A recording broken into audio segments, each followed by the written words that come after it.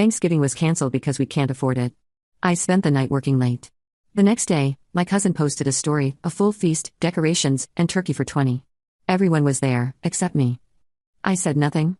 Until Mom texted, "Can you cover $2,800 for the mortgage?" I replied, "Ask your guests." Then blocked them all. By morning, 41 missed calls and a single message, "Please. Don't do this to us." Mom called 3 weeks before Thanksgiving with news that made my stomach drop. "Sweetie, your dad and I need to talk to you about the holidays." Her voice carried that apologetic tone I'd learned to dread. "We've been looking at our finances and honey, we just can't swing Thanksgiving this year. Everything's gotten so expensive, and with a mortgage payment coming up, we simply have to cancel." I sat at my desk in downtown Detroit, staring at the spreadsheets covering my monitor. 26 years of family tradition, gone because of money troubles? Cancel Thanksgiving? The words felt foreign. "Mom, we've done this every year since I was born." She sighed heavily into the phone. "Believe me, Emma, this breaks my heart. But between the turkey and all the sides and desserts, we're looking at $600 minimum. We can't justify that expense right now. Maybe after the holidays we can do something small, just us." Something felt wrong about this conversation, but I couldn't identify what. My parents weren't wealthy, but Dad's insurance job and Mom's dental office position had always kept them comfortable in their suburban Michigan home. Financial crisis seemed out of character. "What if I helped out? I could send you money for the dinner." "Absolutely not." Mom's voice turned firm. "You work yourself to the bone already, covering your apartment and those student loans. Your father and I refuse to take money from our daughter. If we can't afford to host, then we simply won't host. That's final." The pride in her refusal sounded genuine enough that I didn't push further. We said goodbye, and I returned to analyzing the Morrison account with a hollow ache in my chest. Thanksgiving had always been my favorite holiday. No gift pressure like Christmas, just family gathered around a table sharing food and gratitude. Over the following weeks, our usually active family group chat went silent. Normally by mid-November, messages would fly back and forth about dish assignments and arrival times. This year? Nothing.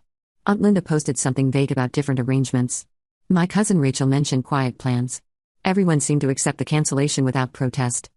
Thanksgiving morning arrived cold and gray. I woke up alone in my one-bedroom apartment, made coffee, and contemplated my empty day. The office had given us Thursday off, but they desperately needed the Morrison analysis finished by Friday. The client was demanding, the numbers complex, and I was the only analyst who understood the portfolio structure well enough to complete it properly.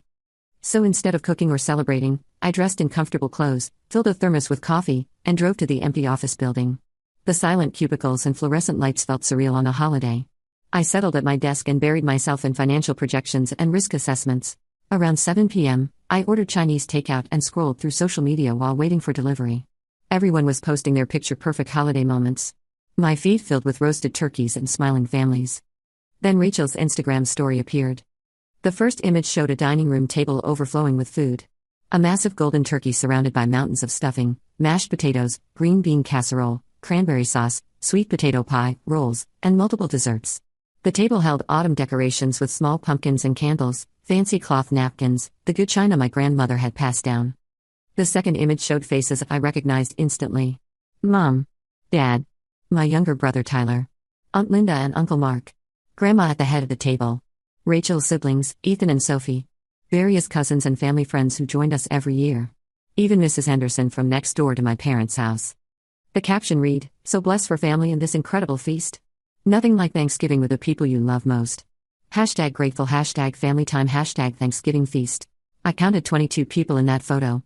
The location tag confirmed my worst suspicion, my parents' house. Every single person was there except me. My Chinese food arrived, but I couldn't eat. I stared at Rachel's story, clicking through it repeatedly, studying every detail. The elaborate decorations, the expensive spread, the coordinated effort this dinner required. You don't throw together a feast for 22 people spontaneously. Someone planned this weeks ago while lying to my face about canceling due to poverty. I drove home in a fog and crawled into bed without touching my food. Friday morning, I submitted the Morrison analysis and spent the day running errands. Aggressively normal activities to avoid thinking about what had happened. No one from the family reached out. No "sorry we missed you" text. No explanation for the lie. Just silence. Then Friday evening, my phone buzzed with a message from Mom. "Hi honey. Hope you had a nice quiet Thanksgiving. Quick question, any chance you could help us out with the mortgage payment this month? We're $2,800 short and the payment is due Monday. I know it's last minute, but we're in a real bind here. Let me know as soon as possible please." I read those words 3 times, each reading making my blood run colder. The audacity was breathtaking. Throw a massive dinner party while excluding me based on fabricated poverty, then immediately demand nearly $3,000 for their mortgage. The manipulation was so blatant it almost deserved respect. My thumbs hovered over the keyboard as 1,000 angry responses flooded my mind. But anger felt too hot, too reactive. What settled over me instead was ice-cold clarity. I typed 4 words: ask your guests. Before I could second-guess myself, I opened my phone settings and started blocking numbers systematically. Mom. Dad. Tyler. Aunt Linda. Uncle Mark. Rachel. Every person who had sat at that table. Everyone who participated in lying to me while stuffing their faces with food I supposedly couldn't be included in sharing. Block. Block. Block. Each tap felt like slamming a door. I blocked their Facebook profiles and Instagram accounts. Every communication channel shut down with mechanical precision. When I finished, I felt strangely weightless. Saturday morning, I made breakfast and started reading a novel I'd been putting off for months. My phone sat face down on the coffee table, still on silent from the night before. Around 10 a.m., curiosity won and I checked it. 41 missed calls. The number was almost comical. Mom had tried 16 times. Dad called 8 times. Tyler 6 times. Various extended family members accounted for the rest. Dozens of text message attempts that my phone logged but didn't deliver through the blocks. One unfamiliar number had left a voicemail. I almost deleted it without listening, but something made me press play. Mom's voice came through thin and strained. Emma, please pick up. I know you're angry, but we need to talk about this. We can explain everything. Just. Please call me back. This is serious. We really need that money, sweetheart. The bank won't give us an extension. Please. Don't do this to us. The desperation sounded real. My 4-word response and subsequent disappearance had clearly shifted something fundamental in their calculations. They'd expected me to roll over and comply like always. Part of me, the part trained since childhood to be accommodating and understanding, wanted to call back. Wanted to hear their explanation and preserve family peace.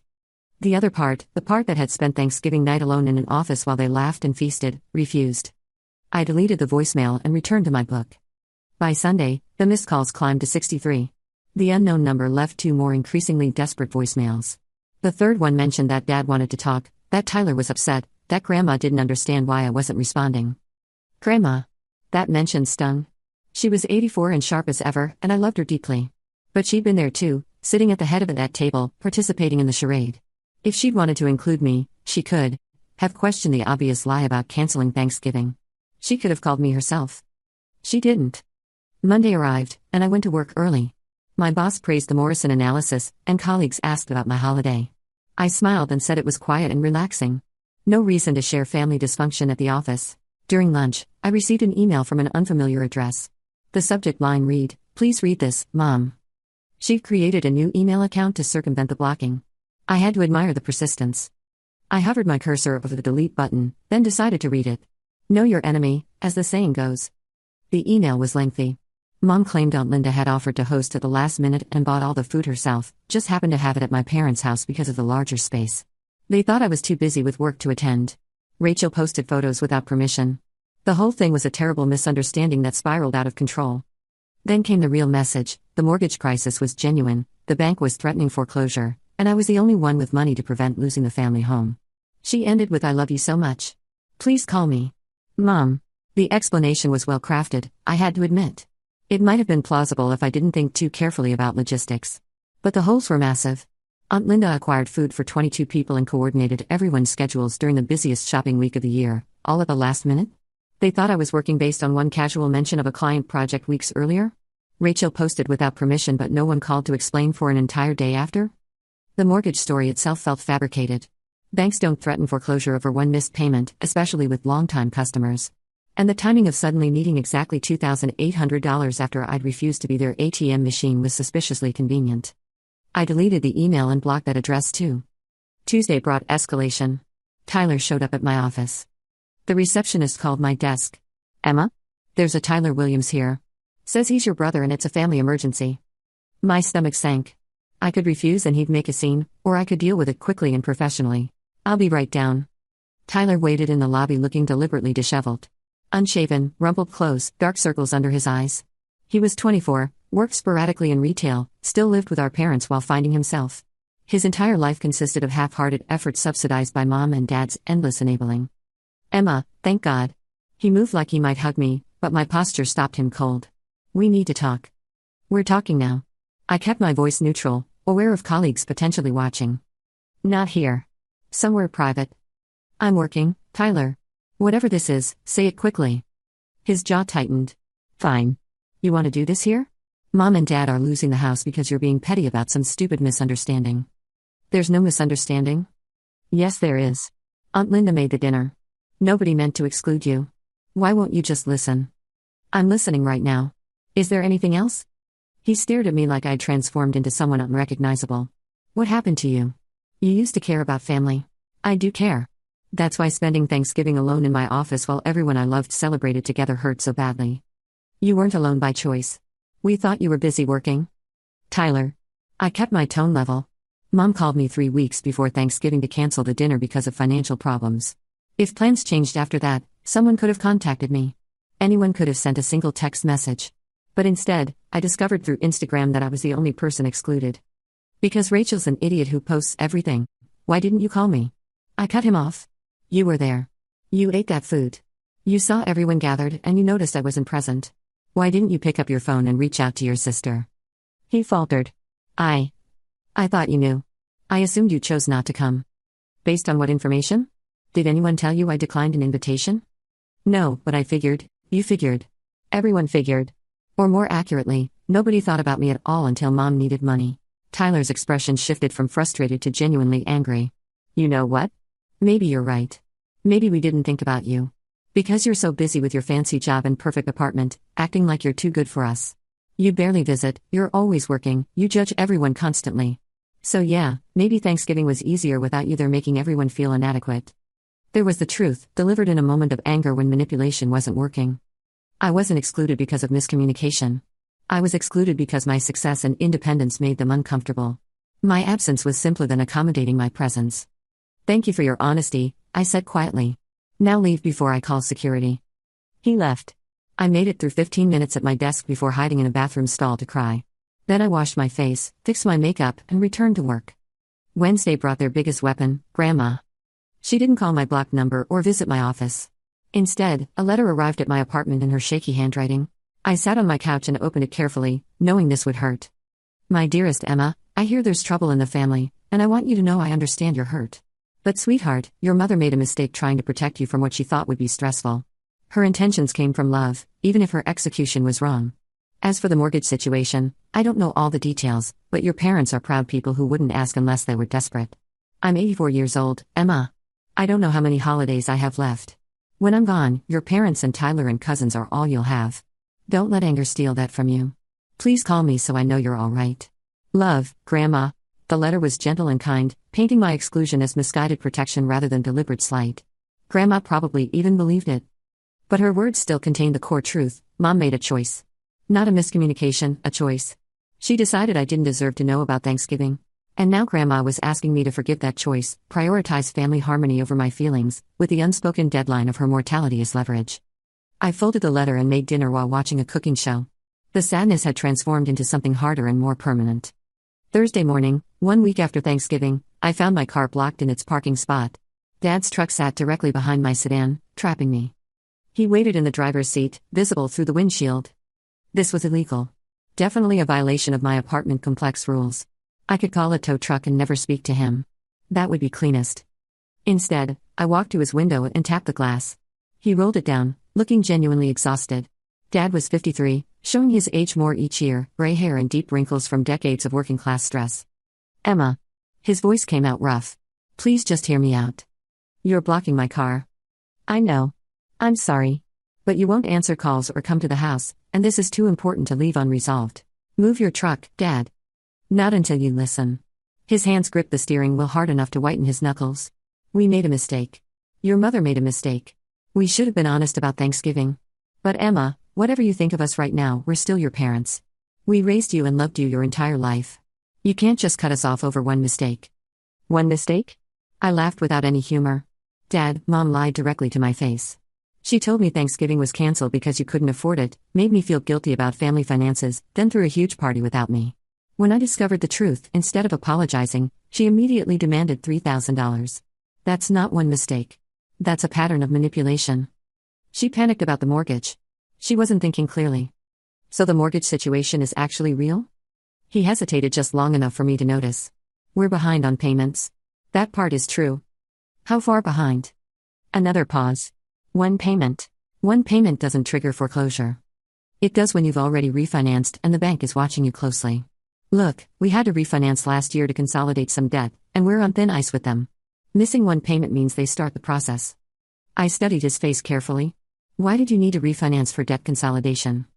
Emma, that's not relevant too. It's completely relevant if you're asking me for money. I deserve to understand why you need it. Dad's jaw worked silently. Then, quietly, Tyler got into legal trouble last year. We had to hire a lawyer, post bail, pay court fees. It wiped out our savings and maxed out our credit cards. The refinance let us consolidate everything and start over. But the payments are higher now, and with your mother's reduced hours because of her back, we're stretched incredibly thin. There was the missing piece. Tyler's mess had cost them their financial stability, and they'd hidden it from me because they knew I'd have strong opinions about continuing to enable his pattern of irresponsibility. What kind of legal trouble? DUI. Plus some other charges that eventually got dropped. The lawyer was expensive but kept Tyler from having a criminal record. When were you planning to tell me? We weren't. It wasn't your problem. But asking me for $3,000 to fix the consequences is my problem? Dad closed his eyes. You're right. We handled everything wrong. But Emma, please. I'm asking you as your father, help us save our home. The emotion in his voice was genuine. Whatever else was happening, the financial stress was real. Tyler had screwed up again, Mom and Dad had sacrificed their security to protect him from consequences again, and now they wanted me to complete the cycle. I'll think about it, I said finally. Move your truck. Emma, move it, or I call the tow company. He moved it. At my desk later, I pulled up my banking app and stared at my savings account. Years of disciplined budgeting had built this cushion specifically to give me security, to never end up in the position my parents now occupied. Could I afford $2,800? Technically, yes. I'd recover within months. But should I? I called my father's sister in California, Aunt Jean. We'd always gotten along well. She was honest in ways the rest of the family wasn't. After I explained the situation, she sighed. Oh, Emma? I'm so sorry. Let me tell you something about your dad and Uncle Mark growing up. My parents always bailed Mark out of trouble. He was charming and got into scrapes, so they'd throw money at his problems. Your dad was responsible and steady, so they took him for granted. It created resentment that never fully healed. Dad's doing the same thing with Tyler. Sounds like it. And they want you to fund the bailout. I don't know what to do. Whatever you decide, make sure you can live with it long term. Because this won't be the last time they ask. Her words crystallized my thinking. This wasn't about one mortgage payment. This was about establishing what role I'd play in family dynamics going forward. I spent the afternoon drafting an email, revising it multiple times before sending it to Dad's work address around 4 p.m. Dad, I considered your request carefully. Here's my decision. I will loan you $2,800 for the mortgage, with specific conditions. This is a loan, not a gift. You'll repay me at $200 monthly starting January 1st. We need a written agreement with these terms, signed by both you and Mom. Missing a payment makes the full balance due immediately. Additionally, you and Mom will attend 3 financial counseling sessions with a professional advisor. I'll pay for counseling separately. These sessions are non-negotiable. Finally, we need honesty about Thanksgiving.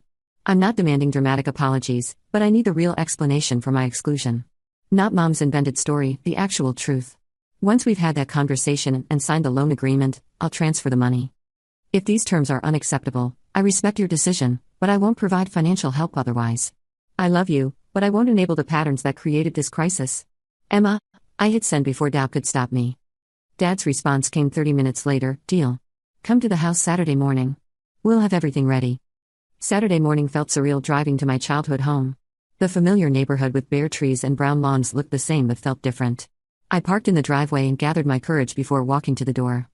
The front porch still had the same creaky third step I'd jumped over as a kid. The doormat read welcome in faded letters, ironic given the circumstances. I pressed the doorbell and heard the familiar 2-tone chime echo through the house. Mom opened it before the second chime finished, looking diminished somehow. Her hair had more gray than I remembered, pulled back in a messy bun. She wore an old cardigan I recognized from high school, the blue one with the missing button she'd never replaced. Emma, please come in. I stepped into the entryway and was immediately hit with the smell of coffee mixed with something else. Cinnamon rolls, maybe. Mom had always stress-baked, and the kitchen aroma confirmed she'd been anxious about this meeting. The house looked different than I remembered, or maybe I was seeing it through new eyes. The family photos lining the hallway seemed to mock me now. There was one from Thanksgiving 5 years ago, all of us squeezed together, genuinely happy. Another from my college graduation, Mom crying proud tears while Dad's arm draped across my shoulders. Evidence of a family that once included me without question. We moved past the photos into the living room where we'd celebrated countless holidays. The same brown leather couch that had hosted movie nights. The same coffee table with a water ring stain from the time Tyler forgot to use a coaster. Dad's recliner positioned in front of the TV, worn in the exact spot where he'd sat for 20 years. Dad stood when I entered, holding several printed pages. He looked nervous in a way I'd rarely seen. "Emma, thank you for coming. I know this isn't easy." He handed me the printed loan agreement, properly formatted with signature spaces. I took the papers but didn't sit down yet. The power dynamic felt important somehow. They needed me here more than I needed to be here, and remaining standing reinforced that reality. Mom hovered near the couch, wringing her hands. "Can I get you some coffee? I made cinnamon rolls this morning. Your favorite kind." The peace offering was so transparent it almost hurt. Cinnamon rolls wouldn't fix this, but the effort behind them revealed how worried she was about the conversation ahead. "I'm fine, thanks." I glanced down at the agreement, scanning the first page. The legal language was simple but clear, outlining the loan terms exactly as I'd specified. $2,800 principal, repayment at $200 monthly starting January 1st, late payment makes full balance immediately due. Professional. Binding. "Did you have a lawyer review this?" I asked. Dad shook his head. "Found a template online and customized it. If you want to have your lawyer look it over before signing, we understand." The fact that they'd used a real legal template rather than just writing something casual on notebook paper told me they were taking this seriously. They'd realized I wasn't bluffing about the conditions. I moved to the armchair across from the couch, deliberately choosing the seat that put the most physical distance between us while still being in the same conversational space. I sat down and continued reading through all 3 pages carefully. The room fell silent except for the ticking of the old grandfather clock in the corner. That clock had been Grandpa's before he died, passed down to Dad. It chimed on the hour, every hour, a sound so familiar from my childhood that I usually didn't notice it anymore. But today each tick seemed louder, marking time we were all wasting by not being honest with each other. Mom finally sat on the edge of the couch, perched there like she might need to jump up any second. Dad remained standing, shifting his weight from foot to foot. The nervous energy in the room was thick enough to taste.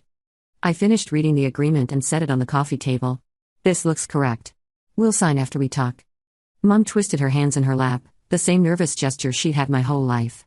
Whenever something uncomfortable needed discussing, her hands would twist and clasp and twist again. I'd seen it when she had to tell me we couldn't afford the expensive college I wanted. When she explained why Dad wouldn't make my volleyball games anymore after he started working overtime. When she sat me down at 16 to talk about Grandpa's cancer diagnosis. "What do you want to know?" Her voice came out small. I met her eyes directly. "Why wasn't I invited to Thanksgiving?" "The real reason, Mom. Not the story you told afterward, not the excuses about miscommunication or last-minute changes. I want the actual truth about why you called me 3 weeks in advance to lie about canceling, then hosted a full dinner for 22 people without me." The silence that followed felt heavy and suffocating. The grandfather clock ticked. Someone's stomach gurgled. Outside, a car drove past playing music too loudly, the bass thumping briefly before fading into the distance. Dad cleared his throat like he was going to speak, but Mom raised one hand slightly, stopping him. "Let me," she said quietly. "This is my responsibility to explain." She took a deep breath, and I watched her gather courage the way someone might gather up dropped papers, piece by piece. "Linda and I planned it together. For weeks. She didn't offer at the last minute to save the day. We coordinated everything, decided on the menu, divided up the shopping. Nothing about that dinner was spontaneous." "Okay." I kept my voice level, giving her space to continue without interruption.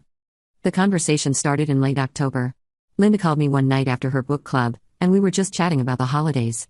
She mentioned how exhausting Thanksgiving always felt, trying to make everything perfect, managing all the different personalities and tensions.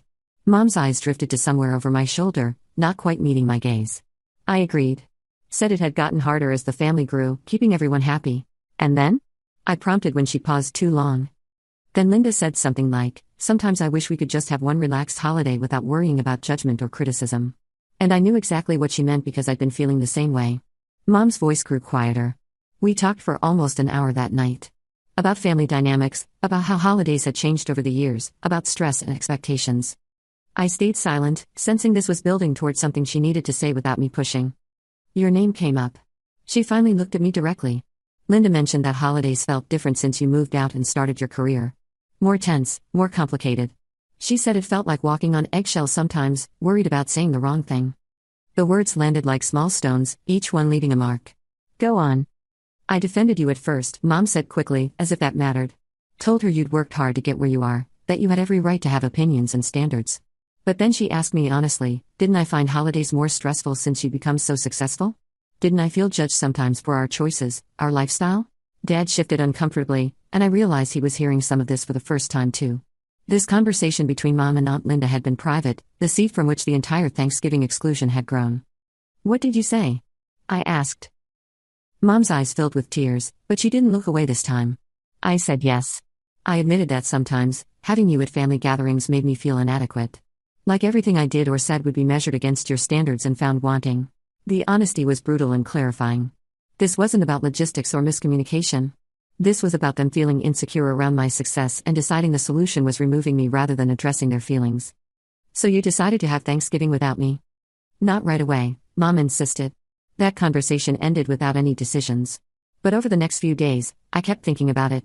About how nice it might be to have one holiday where I didn't worry about whether the turkey was dry or if Tyler said something you disapprove of or if our house looked shabby compared to your apartment.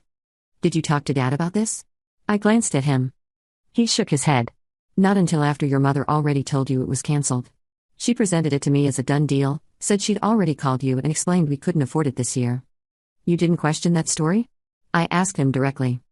Dad's face reddened. I should have. I knew we weren't in financial trouble yet, not the kind that would make us cancel Thanksgiving. But your mother was adamant, and I took the path of least resistance. Easier to go along than to challenge her and start a fight. So you both lied to me, I stated it flatly, needing them to hear the words. Yes, Mom whispered. I called Linda back a few days after our first conversation. Told her I'd been thinking about what she said, and maybe she was right. Maybe we should try one Thanksgiving without you there, just to see if it felt different. She agreed immediately, like she'd been waiting for me to suggest it. The betrayal felt fresh again, hearing the premeditation laid out so clearly. And the lie about money troubles? Mom wiped her eyes with the back of her hand. I panicked when I called you. Couldn't think of how to uninvite you without explaining the real reason, which I knew would hurt you. So I invented the financial crisis.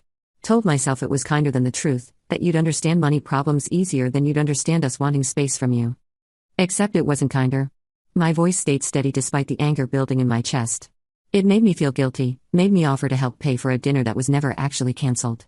You let me feel bad about your fake poverty while you were planning a feast. I know. Mom's tears fell freely now. I know it was wrong. But once I told that lie, I couldn't figure out how to take it back. And then as Thanksgiving got closer and the planning got more elaborate, I kept telling myself you'd never find out. We'd have our dinner, you'd have a quiet day, and everything would be fine. Until Rachel posted photos on Instagram. Until Rachel posted photos, Mom agreed miserably. I wanted to kill her when I saw that. Linda and I both told everyone not to post anything on social media, specifically to avoid you finding out. But Rachel didn't listen, and suddenly there it was for you to see. I processed this information, piecing together the full timeline. So when I saw those photos on Thanksgiving night, you already knew I'd seen them. Mom nodded.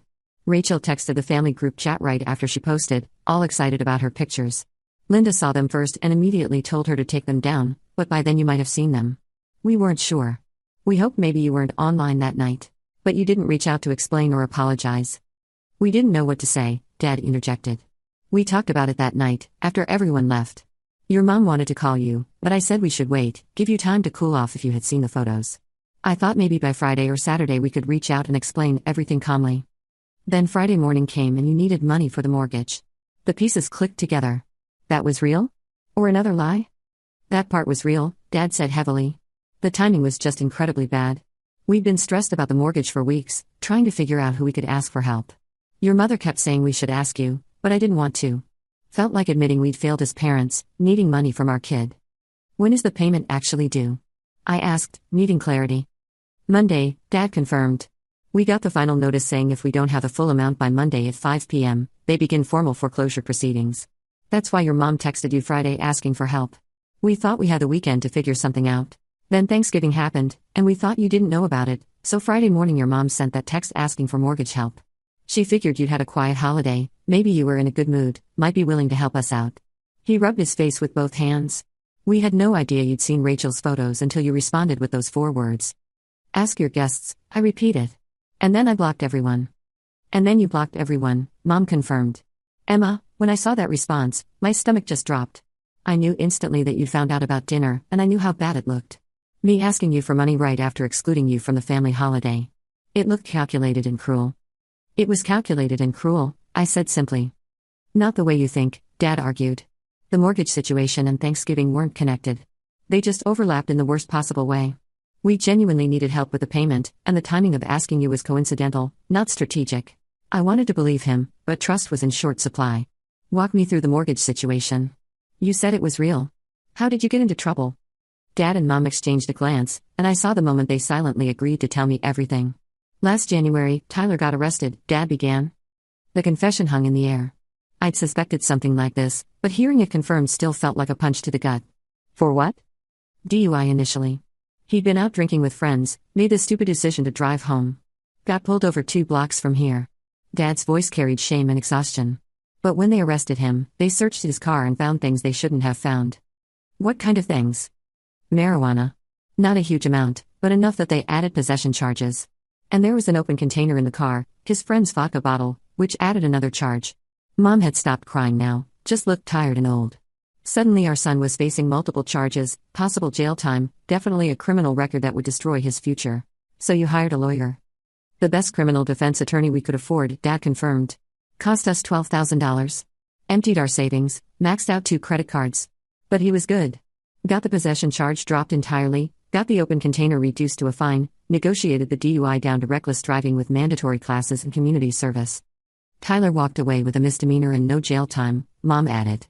No criminal record that would follow him forever. The lawyer saved his future. I processed this information, the timeline clicking into place. So in January, you spent $12,000 on Tyler's legal defense. That destroyed your savings and created credit card debt. Then you refinanced the house to consolidate the debt. In March, Dad confirmed. The refinance paid off the credit cards and gave us a fresh start. But it also raised our monthly mortgage payment by $400. We thought we could handle it, especially once your mother started picking up more hours at the dental office. The catch was the refinance terms were strict because of our credit situation after maxing out the cards. The paperwork specifically states that 2 consecutive missed payments automatically trigger foreclosure proceedings. No grace period, no negotiation. That's what happens when you refinance with damaged credit. But then her back problems got worse, I guessed. Mom nodded. My sciatica flared up in July. Got so bad I could barely stand for more than an hour at a time. The dentist was understanding, let me reduce my schedule to part-time. But that meant we lost half my income right when we needed it most. You've been struggling since July, I said slowly. That's 5 months of barely making ends meet. Why didn't you tell me? Pride, Dad said simply. Didn't want to admit we'd gotten into this mess because of Tyler's screw-up. Didn't want you to know we'd spent your entire inheritance on a lawyer because your brother couldn't call an Uber. The mention of inheritance surprised me. What inheritance? Mom's face crumpled again. We'd been saving for years. Had about $15,000 set aside, planned to split it between you and Tyler someday. That money was supposed to help you both, maybe with house down payments or wedding costs or emergencies. Instead, we spent almost all of it on Tyler's legal fees, and you'll probably never see a dime of it. The grief in her voice was genuine. They'd sacrificed something intended for both children to save one child from consequences of his own actions. And I'd never even known the money existed until it was gone. Does Tyler know about this? About the savings you spent on him? No, Dad said firmly. We didn't tell him how much it cost. Didn't want him to feel guilty or burdened by it. We just told him we'd handle it, and we did. So he has no idea you're drowning financially because of his choices. He knows we're tight on money, Mom defended. He just doesn't know specifics. I stood up and walked to the window, needing a moment to process everything. The backyard looked the same as always. The old swing set still stood in the corner, rusty and unused. The garden Mom usually maintained was overgrown and neglected, probably another casualty of her back problems. Behind me, I heard Dad sit down heavily on the couch. We know we made mistakes, he said to my back. Covering for Tyler instead of making him face real consequences. Spending money we didn't have on his legal defense. Lying to you about Thanksgiving instead of being honest about our feelings. Asking you for money at the worst possible moment. We've made a lot of mistakes, Emma. I turned back to face them. Why did you lie about needing money for the mortgage when you already knew I'd found out about Thanksgiving? After I sent that text, after I blocked everyone, you left voicemails claiming you were desperate for the payment. Why keep up that pressure? Because we are desperate, Mom said. The lie about Thanksgiving was separate from the truth about the mortgage. Yes, the timing made everything look connected, but Emma, we genuinely are about to lose this house. The bank sent us a final warning notice last week. We've missed 2 payments now, and the refinance terms we agreed to are strict. 2 missed payments trigger the start of foreclosure proceedings. Show me the notice, I said abruptly. Dad looked startled. What? The foreclosure notice from the bank. If what you're saying is true, you received official paperwork. I want to see it. For a moment, I thought they might refuse or admit there was no notice. But Dad stood and went to the kitchen, returning a minute later with a manila envelope. He handed it to me without a word. I pulled out the papers and read through them carefully. Official letterhead from their mortgage company. Formal language about missed payments and default status. A timeline for foreclosure proceedings if the account wasn't brought current. The numbers matched what they told me, $2,800 to cover 2 missed payments plus late fees. The documentation was real. Whatever lies they told about Thanksgiving, the financial crisis was genuine. I handed the papers back to Dad and returned to my seat. Okay. The mortgage situation is real. But that doesn't change what happened at Thanksgiving or why it happened. No, Mom agreed quietly. It doesn't change anything. We still excluded you because we felt insecure around your success. We still lied to you about why. We still prioritized our comfort over your inclusion. And then we made everything worse by asking for money right after you found out. We know how bad this looks, Emma. We know we've damaged your trust maybe beyond repair. So why should I help you? I asked bluntly. Give me one good reason why I should give you this money after everything you've just admitted. The question hung there, brutal and necessary. They needed to articulate why they deserved help, and I needed to hear their reasoning before I could make a final decision. Why lie about canceling it? She struggled with the words. Because holidays with you have become tense. You've changed, Emma. We're proud of your success, but you're also judgmental about our choices. You look at Tyler and see failure. You question our decisions. Every gathering turns into this uncomfortable situation where everyone walks on eggshells avoiding topics that might trigger lectures from you about responsibility or planning. The assessment stung because truth lived in it. I had been critical. Not constantly or aggressively, but enough to create noticeable tension. Linda suggested doing Thanksgiving without you this year, Mom continued. Just once, to have a relaxed holiday without judgment. We thought maybe you'd even enjoy a quiet day without family drama, given how hard you work. Did you consider asking what I wanted? No. Did it occur to you that exclusion might hurt worse than any tension? Mom's eyes filled with tears. Honestly? We didn't think you'd care that much. You've been so distant, so career-focused. We thought you'd be relieved. The words landed hard. They'd excluded me because they assumed I didn't value them enough to feel hurt by exclusion. And the mortgage story? Dad shifted uncomfortably. The financial problem is real. We were already planning to ask you for help, just hadn't figured out how. When you discovered Thanksgiving and got angry, we panicked and pushed harder than we should have. I sat with that honesty for a long moment. They'd planned to use me as their financial backup regardless of Thanksgiving. The holiday lie just complicated an already manipulative situation. Here's what happens now, I said finally. We signed this agreement. I transfer the money today. You start counseling next week. And we establish new boundaries. I won't be your emergency ATM anymore. Tyler's problems are Tyler's to solve. If you choose to bail him out again, that's your decision, but don't expect me to fund it. I love this family, but I won't participate in dysfunction. Mom nodded through tears. Dad looked relieved. We signed the papers. I transferred the money from my phone while sitting in their living room. Then I drove home feeling simultaneously lighter and heavier. The family group chat eventually reactivated, awkward at first but gradually returning to normal. Rachel apologized for posting those photos. Tyler avoided me for months. Grandma called to thank me for saving the family. My parents made their first loan payment on January 1st, right on schedule. They attended all 3 counseling sessions. We had Thanksgiving the following year, and I was invited, though the gathering felt different. Smaller. More honest, perhaps. I'd learned an expensive lesson about family. Sometimes love requires boundaries more than it requires sacrifice. Sometimes the people who raised you need to experience consequences rather than endless rescue. And sometimes being excluded from a table teaches you more about your own worth than being welcomed ever could. The $2,800 loan got repaid over 14 months, every payment on time. By the time we were even, my relationship with my parents had shifted into something more balanced. Less about obligation, more about choice.